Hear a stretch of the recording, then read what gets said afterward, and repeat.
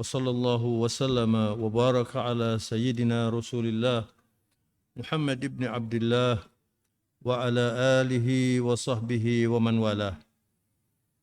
لا حول ولا قوة إلا بالله. سبحانك لا علم لنا إلا ما علمتنا إنك أنت العليم الحكيم.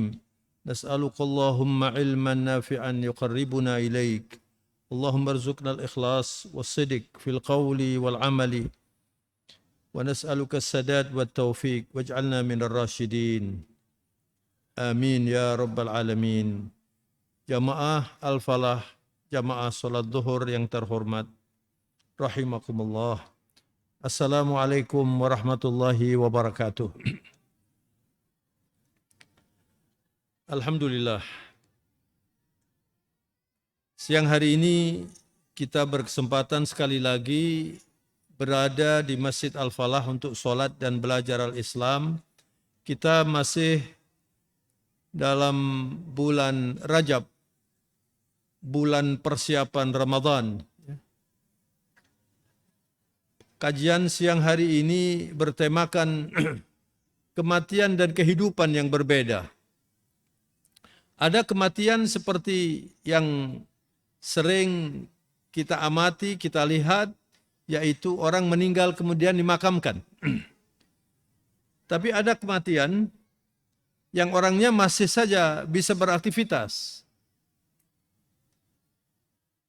Kalau Anda melihat di belakang saya di sini ada Jalan Darmo, ya. Banyak orang lalu lalang, semuanya itu ingin mencari kehidupan.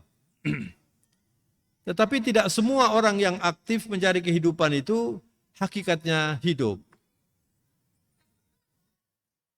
Banyak orang yang tidak tahu bahwa dirinya sebenarnya sudah tiada. Wujud dia sebagai manusia yang lengkap itu sudah tidak ada. Karena dia tidak beriman. Karena dia lari dari Allah Subhanahu wa taala. Rasulullah SAW secara lugas menyatakan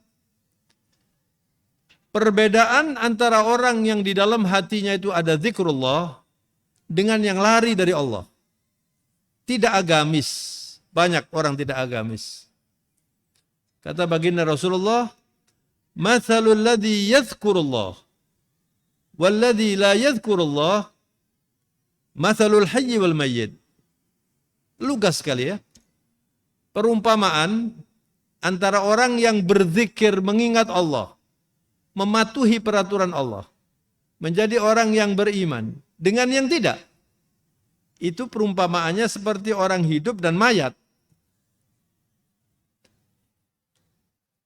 Oleh karena itu, ma'asyiral muslimin rahimakumullah, ada seorang penyair dari Mesir, namanya Syauqi. Dia mengatakan bahwa an-nasu sinfani. Manusia itu dua macam. Mauta fi hayatihim wa akharuna bi batnil ardi ahya'u. Yang pertama adalah jenis manusia yang hidup tapi hakikatnya mati.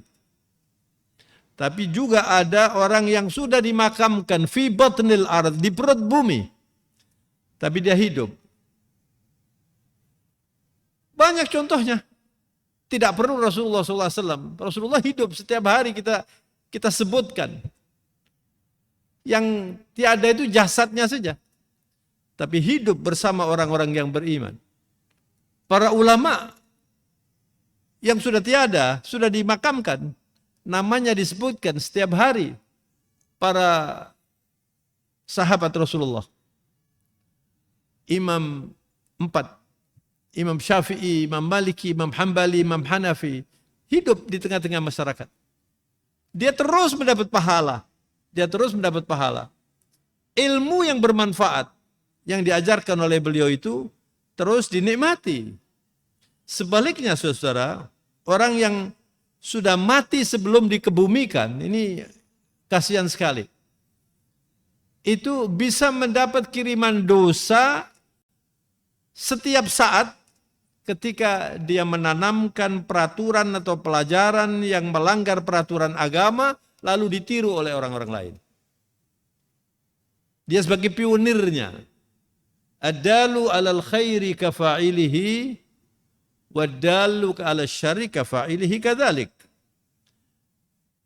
Penunjuk jalan yang benar, kalau Anda mengajarkan kepada seseorang sesuatu yang baik, kemudian dilaksanakan, diikuti karena Anda, setiap kali orang itu melaksanakan ajaran yang Anda ajarkan kepadanya, Anda mendapat pahala. Masya Allah. Ulama-ulama kita, misalnya Buya Hamka, sudah wafat, sudah lama. Tapi seringkali kita dengar namanya. Kita dengar. Para pendahulu kita di masjid ini, para asatidz, banyak yang sudah tiada. Tapi masih kita dengar suaranya. Namanya disebutkan dulu, Allah irham ustadz ini, ulama ini, banyak. Oleh karena itu, ma'asyiral muslimin rahimakumullah, perlu sekali kita selalu harus belajar. Ya, sehingga Rasulullah itu memberi nilai orang yang belajar seperti ini. Anda keluar dari rumah, man kharaja li talabil ilm fahuwa fi sabilillah. Begitu Rasulullah mengatakan, orang yang keluar dari rumahnya dengan niat ya, dia mau sholat kemudian belajar dengan niat loh ya, dengan niat. Itu dalam perjalanan dia dari rumah ke tempat dia belajar itu fisabilillah, itu di jalan Allah itu. Kalau ekstrimnya, misalnya dia meninggal dunia ketika dia berjalan itu, dia termasuk orang yang wafat di jalan Allah. Itu belajar. Dan Rasulullah berpesan kepada kita, alaika bil ilmi fa innal ilma khalilul mu'min. Kamu belajarlah. Sebab ilmu itu adalah sahabat karib orang-orang yang beriman. Kata ulama penyair, ada yang mengatakan, akhul ilmi hayyun khalidun ba'da mautihi wa usaluhu tahta turabi ramimu.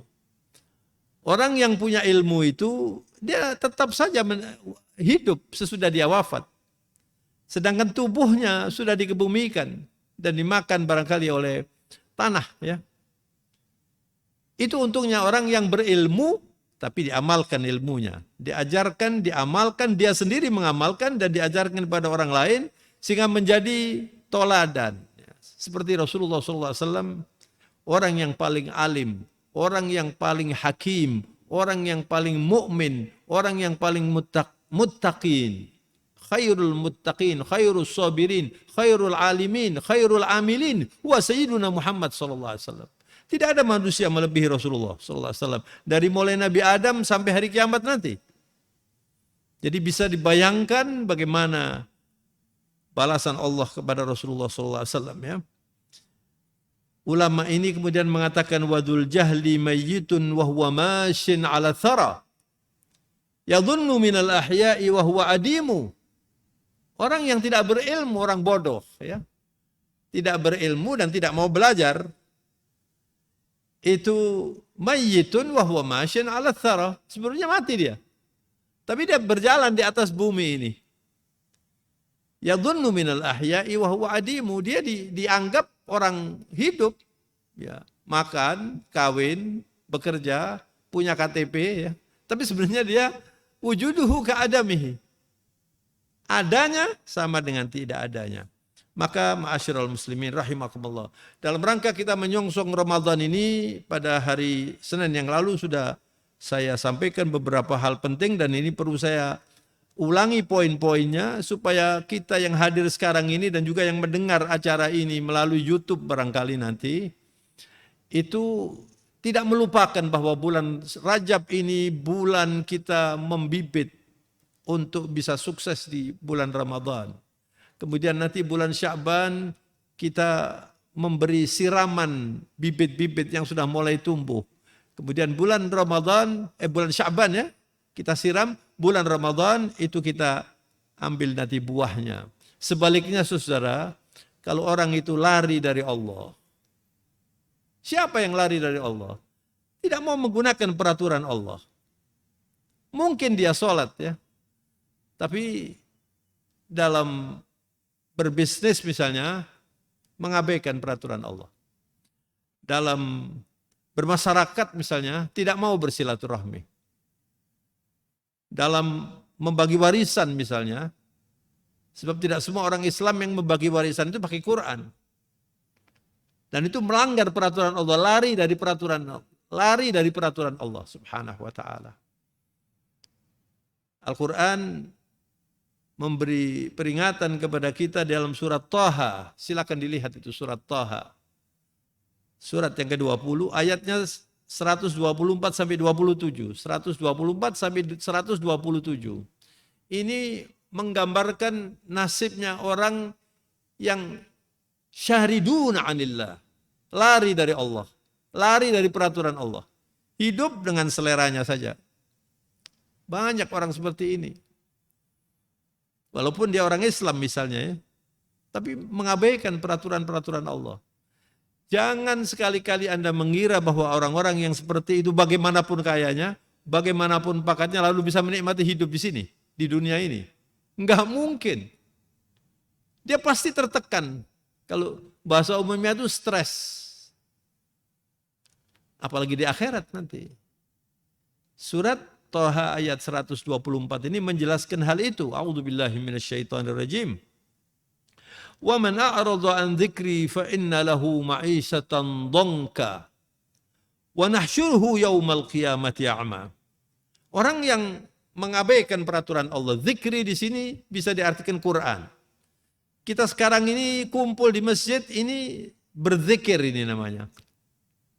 Kita membaca Al-Quran itu berzikir. Kita puasa itu berzikir. Kita haji itu berzikir. Luas sekali zikir itu. Semua perbuatan yang membuat kita mendekati Allah dan sesuai dengan peraturan Allah kemudian diridhoi oleh Allah itu berarti zikir. Wa man a'rada an dzikri. Siapa yang enggan, tidak mau berzikir, mengabaikan peraturan Allah dan tidak akrab dengan Al-Quran. Fa inna lahu ma'isatan dhanka. Dhang itu artinya sempit. Jadi hidupnya ini walaupun rumahnya lebar, luas, halamannya 1000 meter misalnya, tapi hidupnya sempit. Hatinya itu tertekan. Ya. Lalu, wa nahsyuruhu yaumal qiyamati a'ma. Kita kalau bangun tidur, diajari oleh Nabi untuk bersyukur. Alhamdulillah, alladzi ahyana ba'dama amatana wa ilaihi an-nusyur. Itu salah satu doa yang diajarkan oleh Nabi. Yang harusnya kita praktekkan itu tiap bangun tidur. Bersyukur kami ya Allah yang dihidupkan kembali sesudah latihan mati ini. Tidur sebentar ini. Mati kemudian dihidupkan lagi. Wa ilaihi an-nusyur. Nanti kalau kita dibangkitkan oleh Allah itu seperti bangun tidur itu. Ayat ini menyatakan wa nahsyuruhu yaumal qiyamati a'ma. Orang yang tidak mau peraturan agama, lari dari Allah, dibangkitkan dalam keadaan buta dan mereka sadar itu. Lalu mereka teriak, qala rabbi lima hasyartani a'ma wa qad kuntu basira. Ya Allah. Ya Allah Tuhan kami, kenapa saya dibangkitkan buta? Dia ingat, saya tidak buta dulu. Sehat matanya walafiat. Tapi yang buta adalah hatinya. Innaha la ta'mal absar, walakin ta'mal qulub allati fis sudur. Yang buta bukan mata kepala. Yang buta adalah mata hatinya. Lalu Allah merespon jeritan orang-orang yang menyesal itu. Qala kadzalika atatka ayatuna fanasitaha wa kadzalika al-yauma tunsa. Demikianlah akibat dari Anda tidak memperhatikan ayat-ayat kami, kata Allah. Rasulullah mengajarkan ayat-ayat Allah. Diteruskan oleh para sahabat, diteruskan oleh para ulama sampai hari ini. Sehingga kalau kita membaca hadis Nabi, itu seperti segar baru ditulis oleh Nabi sekarang. Ini adalah seruan Allah. Muadzin setiap hari memanggil itu adalah seruan Allah. Tapi mereka tidak memperhatikan itu. Kadzalika atatka ayatuna fanasitaha fakadzalika al-yauma tunsa. Ayat-ayat kami hadirkan, kata Allah. Tapi engkau abaikan. Engkau lupakan itu semua. Dia menikmati kehidupan duniawi dengan selera dan syahwatnya. Wa kadzalika al-yawma tunsa al-jazaa'u min jinsil amal. Dan demikian pula hari ini kalian dilepaskan, terdamparkan oleh Allah, dilupakan semuanya oleh Allah, seperti dia tidak berbuat apa-apa, walaupun barangkali dia orang Islam. Lalu pada ayat yang ke-127 Allah menyatakan, wa kadzalika man asrafa wa lam yu'min bi ayati rabbih wal 'adzabul akhirati asyad wa abqa. Allahumma sallimna ya Rabb. Mudah-mudahan kita diselamatkan oleh Allah Subhanahu wa taala. Allah menyatakan itulah akibat dari orang-orang yang kelewat batas dalam melanggar peraturan Allah dan tidak mengimani ayat-ayat Tuhannya, tidak mengimani ayat-ayat Allah. Wala adzabul akhirati asyad wa abqa. Kalau di dunia sudah sulit hidupnya, walaupun berfoya-foya, tapi dia selalu kesepian, selalu merasa gelisah begitu ya. Bahkan tidak sedikit selebritis itu dalam sejarah hidupnya kemudian stres lalu bunuh diri. Apalagi yang tidak beriman. Kita dengar itu ya. Mereka cuma menikmati dunia ini dikira sudah bahagia hidupnya. Tapi hatinya kosong dari zikrullah. Ujung-ujungnya mereka terakhir sekali hari akhirnya, dan di akhirat seperti yang dijelaskan oleh ayat ini, wala adzabul akhirati asyaddu wa abqa. Siksa di akhirat itu lebih dahsyat dan abadi, naudzubillah. Mudah-mudahan kita diselamatkan oleh Allah Subhanahu wa taala. Sekarang pertanyaannya saudara ya, bagaimana caranya menghidupkan kembali hati yang tidak gandrung dengan zikir, tidak suka dengan masjid misalnya, atau mengabaikan peraturan-peraturan Allah. Hidup cuman filosofinya enjoy life saja. Seperti iklan-iklan itu ya. Enjoy life saja. Gimana caranya memperbaiki hati orang yang seperti itu? Tidak mungkin bisa diperbaiki oleh siapapun kecuali Allah. Dokter nggak ngerti apa-apa urusan itu. Walaupun stres, walaupun apa, nggak bisa diobati kecuali kembali kepada Allah Subhanahu wa taala.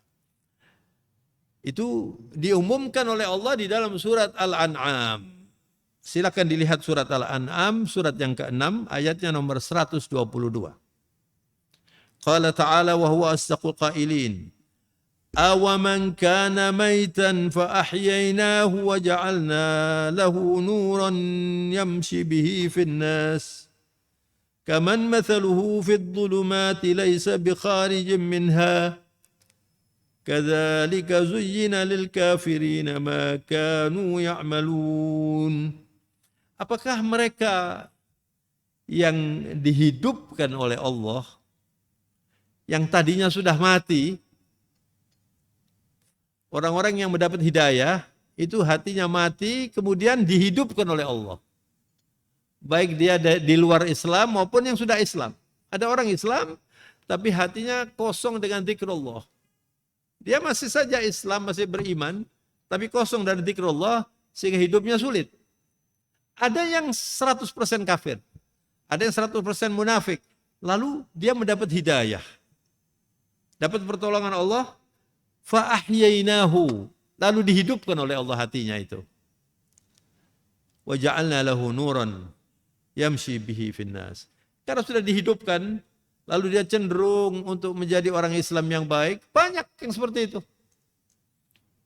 Ya, orang-orang yang tadinya tidak beriman, kemudian beriman, lalu menjadi orang yang beriman, yang baik, belajar, ya, bahkan menjadi santri. Itu kemudian diberi oleh Allah cahaya, nur Rabbani, wa ja'alna lahu nuran yamshi bihi finnas.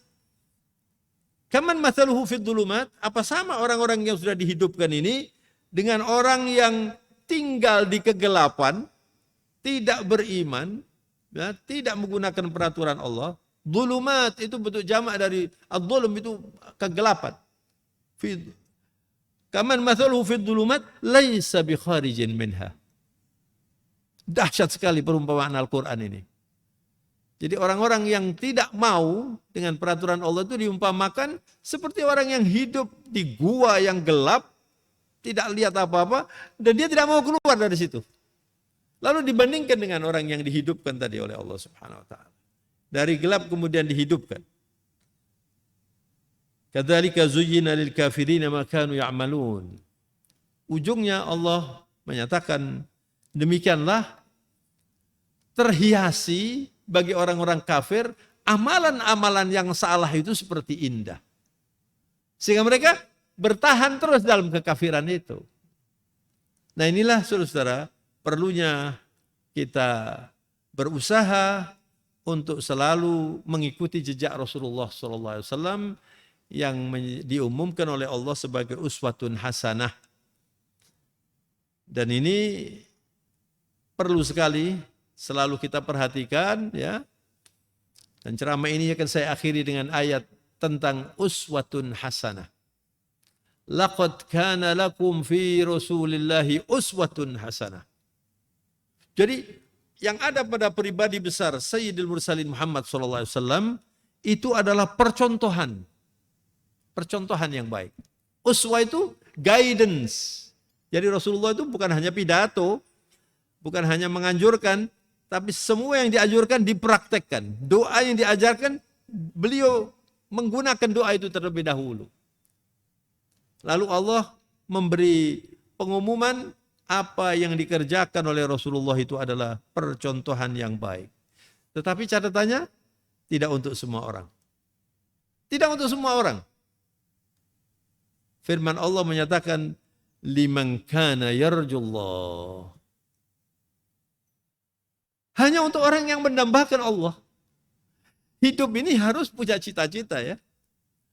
Kalau orang itu ya pokoknya saya sholat, sudah pokoknya ya orang sholat, orang puasa, orang beridul fitri, lalu tidak ada target. Ini bukan orang Islam yang baik. Orang Islam itu harus selalu mendambakan Allah, artinya mendambakan surganya Allah. Nah orang yang selalu mendambakan surganya Allah terdorong dia untuk mengikuti dan meniru Rasulullah SAW.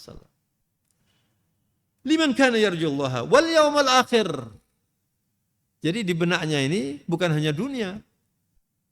Orang yang melakukan pelanggaran-pelanggaran seperti korupsi demi untuk meningkatkan bisnisnya, bahkan membunuh orang, untuk mematikan pesaingnya misalnya, ya, itu nggak berpikir akhirat mereka. Kalau berpikir akhirat nggak mungkin berani. Mereka tidak berpikir bahwa ini nanti harus dipertanggungjawabkan. Orang yang berbisnis dengan cara ribawi nggak berpikir akhirat. Ya pokoknya saya kaya lah yang penting. Ini diingatkan oleh Allah dalam ayat ini. Liman kana yarjullaha wal yawmal akhir. Mendambakan Allah dan berpikir tentang hari kemudian. Nah kalau cita-citanya cuma sekedar hidup di dunia ini saja, ya dia punya banyak uang, bisa macam-macam, sudah selesai. Tuntas apa yang diinginkan kalau di dunia. Kalau misalnya dia dikasih rezeki banyak, dikasih segala macam yang diperlukan untuk kebutuhan hidupnya. Tapi dia pasti mati masalahnya. Enggak ada orang enggak mati kan. Makanya ayat ini kemudian menyatakan liman kana yarjullaha wal yaumal akhir, dan ujungnya wa dzakarallaha katsira. Wa dzakarallaha katsira. Ini dipertanyakan oleh para ulama, kenapa untuk meniru Nabi ini perlu banyak berzikir? Sebab kalau kita tidak banyak berzikir, ini hati kita banyak nodanya nanti. Enggak mampu nanti kita meniru Nabi. Nabi jujur. Nabi memenuhi janji. Nabi suka memaafkan orang. Tidak dendam, bersilaturahmi, sholatnya khusyuk, setiap hari bertahajud, dekat dengan Al-Quran. Ini semuanya memerlukan hati yang bersih. Dan hati yang bersih itu adalah hati yang dekat dengan Allah. Maka saudara-saudara, kesimpulannya adalah kalau kita ingin menikmati kehidupan yang sejati fid dunya wal akhirah, ikuti jejak Rasulullah. Kemudian dambakan Allah, mimpikan selalu surga dan keindahan di akhirat, supaya kita selalu ingin bercita-cita untuk menuju tujuan itu. Dan yang terakhir, banyak berzikir. Banyak berzikir. Orang yang banyak berzikir itu menikmati apa yang disebut ma'iyatullah, pendampingan Allah Subhanahu wa taala. Anda nanti dari sini pulang ke rumah, ya, misalnya Anda naik sepeda motor, ya, jangan lupa berzikir. Bukan hanya pada waktu pertama saja, di tengah jalan juga jangan melamun, isi dengan zikir. Apalagi kalau Anda naik mobil, duduk, Anda bisa baca Quran, itu berzikir. Kalau tidak, waktu itu habis, lalu itu aja. Apalagi kalau pergi jauh, jangan dibuang waktu itu. Rasulullah mengingatkan banyak orang membuang waktu senggang seperti itu. Tapi kalau orang ini sudah menghitung, wa dzakarallaha katsira, dia selalu ingin didampingi oleh Allah di mana saja dalam keadaan bagaimanapun. Kecuali di tempat-tempat yang dilarang berzikir, seperti pada waktu berhajat di kamar mandi. Itu tidak dibolehkan berzikir. Dan Rasulullah kalau keluar dari kamar mandi langsung beristighfar. Ghufranaka ya Rabb. Allahumma salli wa sallim alaihi wa ala alihi. Begitu Rasulullah itu. Kalau sudah masuk kamar mandi dan tidak lama di kamar mandi, keluar yang diucapkan pertama, Ghufranaka ya Rabb. Karena pada waktu tadi itu tidak berzikir. Lalu Nabi mengatakan, Alhamdulillah, alladzi adhaba annil adha wa afani. Ya Allah, saya bersyukur sudah dibersihkan ini apa yang kotor di dalam tubuh saya dan saya menjadi sehat. Begitu cara hidup Rasulullah SAW. Terus dengan zikir, terus dengan syukur, bahkan banyak berdoa. Itulah kehidupan junjungan kita Nabi besar Muhammad SAW yang disebut uswatun hasanah, percontohan yang terbaik. Mudah-mudahan kajian siang hari ini memberikan pencerahan kepada kita semua, termasuk saya sendiri, untuk lebih hidup Muhammadi, hidup Qur'ani, dan mempersiapkan diri untuk menyongsong hadirnya bulan suci Ramadan dengan lebih banyak bertahajud, meningkatkan kualitas sholat, dan dekat dengan Al-Quran. Mari kita akhiri dengan berdoa, subhanakallahumma wa bihamdika nasyhadu an la ilaha illa anta nastaghfiruka wa natubu ilaika. Allahumma lakal hamdu hamdan tayyiban katsiran mubaraka. Allahumma arinal haqqa haqqan warzuqna ittiba'ah wa arinal batila batilan warzuqna ijtinabah. Rabbana hab lana min azwajina wa dhurriyyatina qurrata a'yun waj'alna lil muttaqina imama. Rabbana atina fid dunya hasanah wa fil akhirati hasanatan wa qina adzaban nar. Allahumma barik lana fi Rajab wa Sya'ban wa ballighna Ramadan وبلغنا رمضان وبلغنا رمضان. اللهم إنا نسألك الهدى والتقى والعفاف والغنى ونسألك حسن الخاتمة عند الموت والفوز بالجنة والنجاة من النار. اللهم اغفر لنا ولوالدينا وارحمهما كما ربيانا صغارا.